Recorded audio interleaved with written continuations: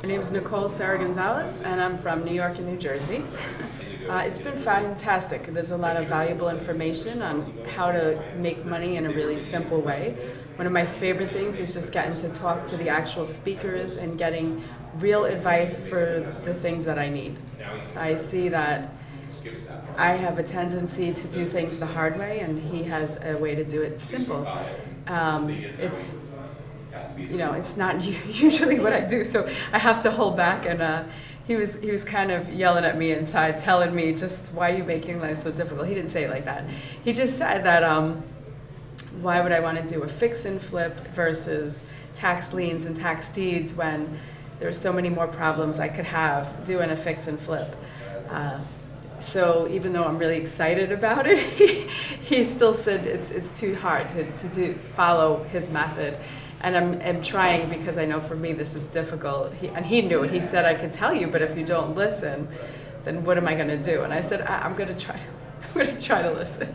I have my first one going into contract. I have an attorney review right now. Okay. So I felt like this was a great way for me to, even if I meet people who also find properties, it would be another great way for me to find fix and flips to do.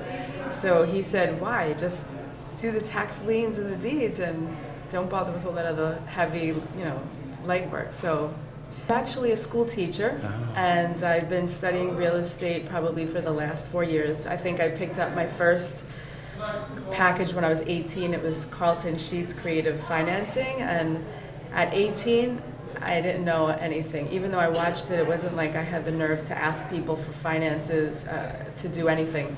Whereas now, I understand the method. I understand how to get funding, and using the credit cards, using people that hard money loans. Like I've went through so many, in the last 4 years, so much training and studying and going through the courses to really know how to build that finance portfolio so that you could go out and purchase a tax lien property at the auction and have the cash available on the spot. So some of the things I did was I really researched the leftover list, and I was looking at this one property in New York, and I had viewed all of the houses. I went on a road trip. It was a little bit further than when I live, because I live in the city, and upstate could take me a couple of hours.